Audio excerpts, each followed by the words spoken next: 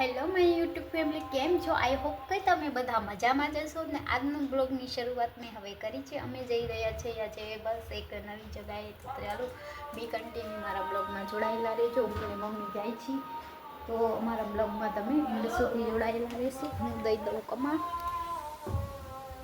તો ચાલો અમે જઈ રહ્યા છીએ.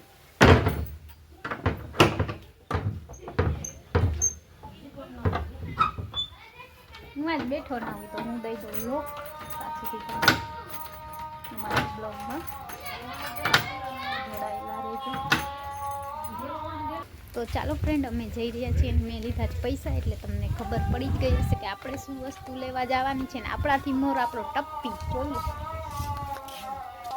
તો ફ્રેન્ડ, આપણાથી મોર આપણો ટપ્પી થઈ ગયો છે, કેમ કે એને પણ અમારા ભેગું આવવું હોય ને મમ્મી જાય છે મોર ને વાહે ટપ્પી, તો અમે જઈ રહ્યા છીએ બારે. તો ચાલો ફ્રેન્ડ, આપણે જઈ રહ્યા છીએ બારે અને આવું કાંઈક અમારું ગામ છે. મસ્ત મજાનો નજારો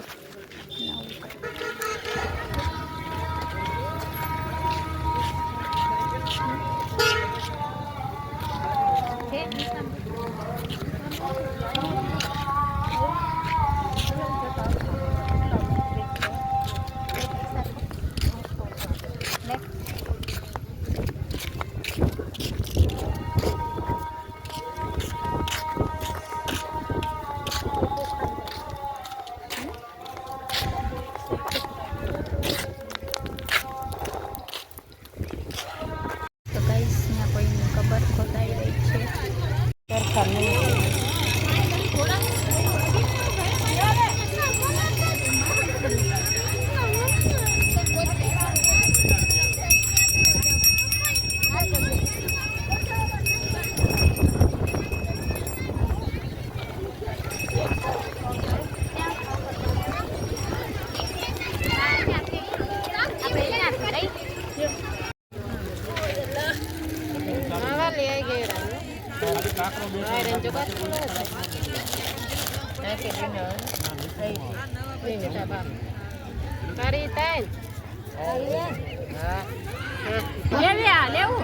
કવડા ભાવ કીધા આવે કેટલા જેવા?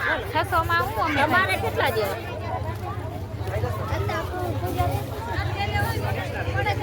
તો ગાઈસ, ત્યાં કોઈને ખબર ખોદાઈ રહી છે.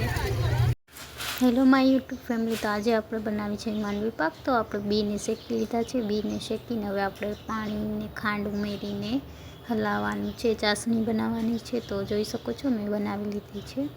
ચાસણી એક તારની કરવાની છે, પણ મીઠાઈ બહુ મસ્ત બની. અને આપણે એમાં જે માંડવીનો ભૂકો ને છે એ બધું મિક્સરમાં ક્રશ કરી લીધું છે અને આપણે હલાવવા જવાનું છે. એમાં ચાસણીમાં નાખી દેવાનું છે. એક જ તારની કરવાની છે. તો બસ હવે હલાવી જવાનું છે. હલાવી જવાનું જ્યાં સુધી એકદમ ઘટ્ટ ના થાય ત્યાં સુધી હલાવી જવાનું છે. આ મસ્ત માંડવી પાક તો ના કહેવાય, અને બીજી અલગથી જ છે, પણ મસ્ત બન્યું હતું.